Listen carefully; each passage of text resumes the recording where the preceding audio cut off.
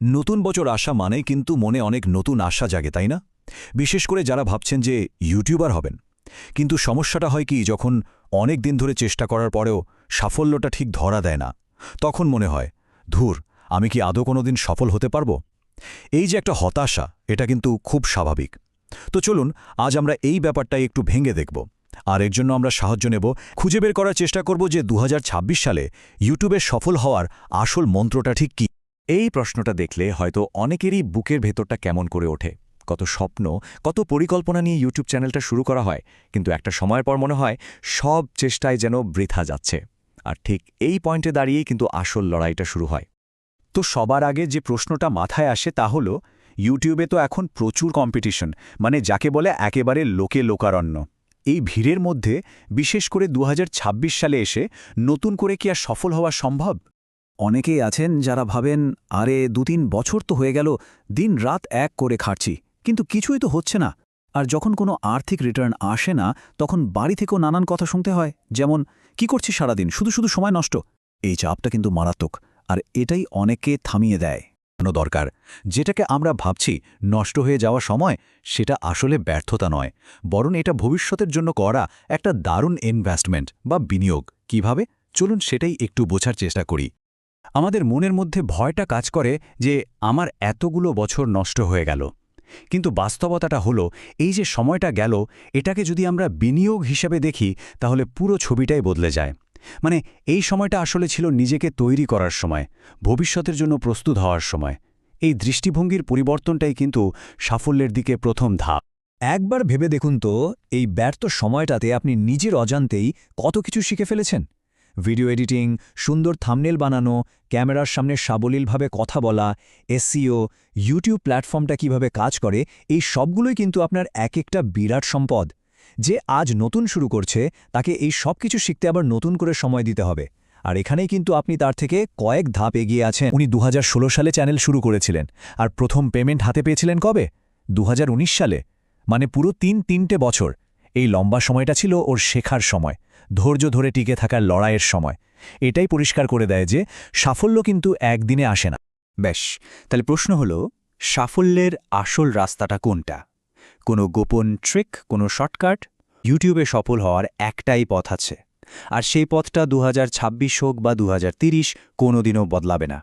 সেই গুরুমন্ত্রটা হলো, সাফল্যটা আসলে বাইরে কোথাও থেকে আসে না। কোনো দামি কোর্স বা কোনো গোপন ট্রিক আপনাকে ম্যাজিক্যালি সফল করে দিতে পারবে না। আসল শক্তিটা কিন্তু আপনার নিজের ভেতরেই আছে। মূল কথাটা একদম সহজ, তাই না? সাফল্যের কোনো শর্টকাট নেই। একমাত্র উপায় হলো নিজেকে আরও উন্নত করা, নিজের দক্ষতাকে আরও শানিত করা। আপনার কন্টেন্ট বানানোর হাত, কথা বলার ভঙ্গি, উপস্থাপনা, এই জিনিসগুলোকে যত ঘষামাজা করবেন, আপনার সাফল্যের সম্ভাবনাও ততটাই উজ্জ্বল হবে।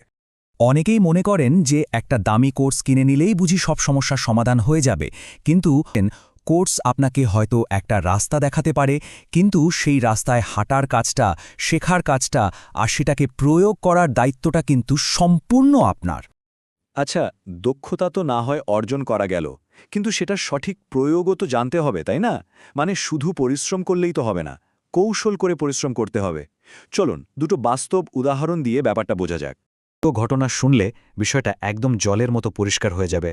একজন ছিলেন প্লাস্টার মিস্ত্রি, যিনি শুধুমাত্র মাছ ধরার ভিডিও বানাতেন। একটা নির্দিষ্ট বিষয়ে ভালো কোয়ালিটির কন্টেন্ট বানিয়ে তিনি কিন্তু ঠিকই আয় করেছেন।